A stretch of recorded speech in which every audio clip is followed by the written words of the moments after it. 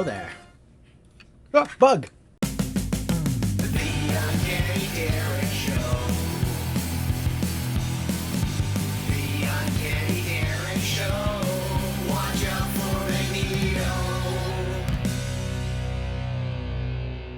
What's going on, collectors? We're going to talk about Transformers, and the reason being is because somebody just picked up a copy of Transformers #1, the Canadian price variant. Matt from Empress Comics kind of has been suggesting I make a video about this, so I am. And so I'm going to talk briefly about Transformers. We're going to go over this comic book, go over the importance of Transformers, and we'll have some fun along the way. But first, let's talk about what got me in the Transformers, and it all started with an action figure. This guy here. This is G2 Sideswipe from 1993. This is still the first one. Transforms to a little car here. The thing's practically destroyed because I played with it so much. I didn't know what Transformers really were when I got the toy, but G2, ugh. So G1 is the original Generation 1 Transformers, what we all know and love, what that comic book there is all about. G2 was a reimagining of the series, so to speak, in the 90s. Came out with recolored versions of the vehicles. Sideswipe was traditionally red, and a bunch of other stuff that is just a rabbit hole not to even go down into. But this is what got me started. From here, I love the TV series, which G2 kind of helped promote. The original 80s show premiered in the 90s because of Generation 2. And so this is kind of the whole, this little guy here is kind of what got everything started with me. Obviously, I'm a big Transformers fan now. This is a Jurassic World reference, in case anybody's actually wondering what's going on with Optimus here and the Dinobots. But I did find a copy of Transformers #1 Canadian price variant. And so there are a few different versions of this that exist. The direct edition, the newsstand edition, there's I think 4 reprints as well, and then there's the Canadian price variant. And much like Mark Jeweller's copies of comic books that exist that are out there, they're considered the rare ones in the American market. Canadian price variants are also considered rare ones in the American market for obvious reasons. They're made in Canada. That all being said, this is the most expensive variant. Direct newsstands, as we all know, have the little Spider-Man head on them, but this guy here has the barcode. But that's not the only thing that makes it Canadian price variant. It's actually the price there of $1, whereas the US versions were 75 cents. And so this is what makes it Canadian. That's really it. The indicia at the bottom of the page also suggests it's just a regular copy. It really is all based on the cover to make it the Canadian price variant, but it is a rare one as well. And so this copy is raw. It is pretty much near mint. I did send Matt at Empress Comics the photos of it. All of it is easily pressable. I say right now it's probably sitting around a 9. It does need a press. There's a little bit of wrinkles, especially when you look at the video I've made, and we'll look at the back here. But the idea behind this is that I can I can definitely get this graded, and I do believe this is 9.8 category at least. This book, I have no problem telling you what I paid for it, was roughly $90 US. And that is a steal of a deal for this book. And it's funny because, I'm going to just hold this up for here for a little bit. The Canadian price variant, like I said, is kind of the Mark Jewelers for American customers.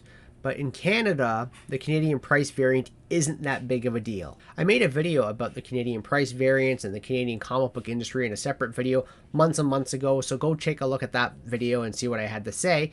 But in a nutshell, Canadian price variants are somewhat commonplace here in Canada, and that stands to reason. But our prices for Canadian price variants are often dictated by the American market. So Americans who try to buy Canadian price variants, they pay more for them because naturally these are rare books for the Americans. When it comes to Canada, they're not so much that rare. But the market dictates the pricing, and the market for this book should be more than what I paid for it. So 90 US, roughly $130 Canadian. This shouldn't be what I paid for it. I should have paid hundreds of dollars more, but I didn't. And so the vendor that I purchased it from just priced it at what they felt it should be, and I don't know why they did. This book is clean. And so let's talk about this book for a moment and just about Transformers. I am a huge fan of the Transformers series. As you can see, obviously with the toys, I have the issue #5 there up on the wall. I took a little photo of it. Actually, I first had a poster made of it. I had it blown up and put on the wall. And then I just happened to find a copy of the 9.8 version of Transformers #5. I had that mounted along with my X-Men 1 and Journey into Mystery there. And I also have the action figure. Shockwave is my favorite character, and here's the toy of that cover as well because, it's just so awesome. This issue here, along with 5 and the final issue of the series, really are the 3 big books of this run. And so Transformers 1 is big because this predates the cartoon show. This predates the show by a few months. And then that issue 5 there is really big because history. Issue 1 in a 4-issue series. Well, why did it go up into the 80s, Derek? Well, it turns out that this became so gosh darn popular that by issue 4, they're like, uh-oh, we got to keep this series going. So what they did is they killed all the Transformers at the end of issue 4 and revealed that it was Shockwave who was doing all of it. And what they ended up doing was continuing the series after that. So it says, issue 4 says issue 4 of 4, but it continued after issue 4 for quite a long time, and obviously Transformers grew from there. So first off, we have the book. This is really what kickstarted all of Transformers and everything that we know about Transformers. And now here's a video of me going through the book, and I'm just going to talk over me going through the book here. So essentially, going through the book, you're going to see just on the cover itself of this particular copy, it is very clean. There are very few spine ticks that are not color breaking, so they can likely be ironed out. And again, the cover itself can be pressed. The pages are white. It is awesome that they are this white, and as we go through the book, you're going to see that the artwork is pretty outstanding. The whole idea of the Transformers comics were to sell toys, and obviously it worked because I have the toys. But what is most interesting, and I'll show you guys when I get to those pages, but I'll also show a few pictures as well, is that the cartoon wasn't out yet.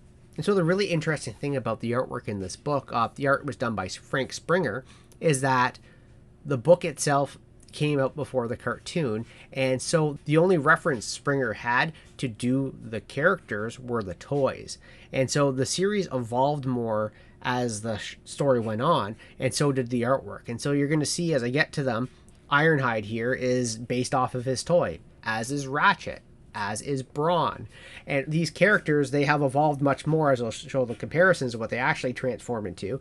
And so the Transformers themselves were based off of Japanese toy lines, Diaclone and Microchange.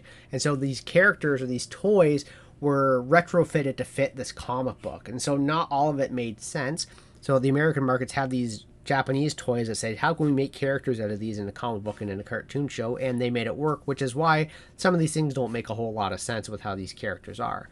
But as we go through the book, you can kind of see the gist of it. You can see the whole story of how the war started, and we get into them getting rebuilt onto Earth. Not so much on the Decepticons, but then we get to the main page here where we have the Autobots introducing themselves, and this is pretty much as the, hey everybody, look at all the toys you can buy. And obviously a lot of the toys don't make a lot of sense. You have Ironhide again, Ratchet, Brawn. None of them look like what they ended up in the show, but they're based again off their toys, which were why I always love the Ironhide one because he transforms without a head, and that's because the Diaclone toy of the original toy did not have a head, but that's all the reference Springer had.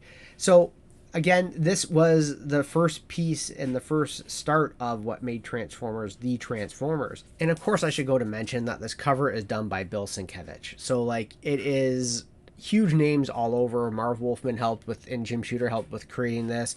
Frank Springer on the artwork. Transformers took off after this. And so I really just wanted to showcase this book. And maybe one day I will get this sent off to get it really cleaned up, to get it to the 9.8, maybe even 9.9 potential that it has. Because this is super clean and just a very exciting book to have in the collection.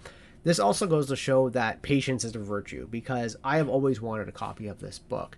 And just happenstance that an online Canadian retailer had this book show up, and I went for it. And it was almost too good to be true when I purchased it because of the pricing. It didn't make a lot of sense. But this book has come up multiple times in my travels, but I felt it was always too much money, too much to spend on something that is, as a Canadian price variant, as a Canadian, it's somewhat commonplace. But then too good of a deal showed up and I had to jump on it. So patience is a virtue when it comes to comic book collecting, because you want to buy the book, not the grade, but also you want to buy not high. You don't want to end up spending more than you would usually want to get a book. And so waiting paid off for me here. As I'm editing the video, I realized I should have added that Skybound's current run of Transformers is absolute cinema in comic book form. It is so good. Daniel Warren Johnson's 24-issue run has been incredible. He just finished it. We're on issue 25 now with Robert Kirkman. It is excellent. The G.I. Joe and Void Rivals tie-in have been wonderful, so I do recommend you guys read current Transformers books too. So it's Transformers #1. Huge book. Let's get a super zoom in here on this cover because, oh my goodness, oh my gosh. Transformers. Look at that. Just super clean. I never in my wildest dreams thought I was going to get a copy of this book, just because I knew it was always out of price because of how ridiculous it was. And it wasn't like, I have my grail. It's X-Men #1, right? And I have, Golden Age grails. This is a grail from the mid-'80s that I was like, I don't know if we'll end up getting it because it seems to be overly priced a lot, but I did. So Transformers #1. And so let's just see how, if Sideswipe here still transforms.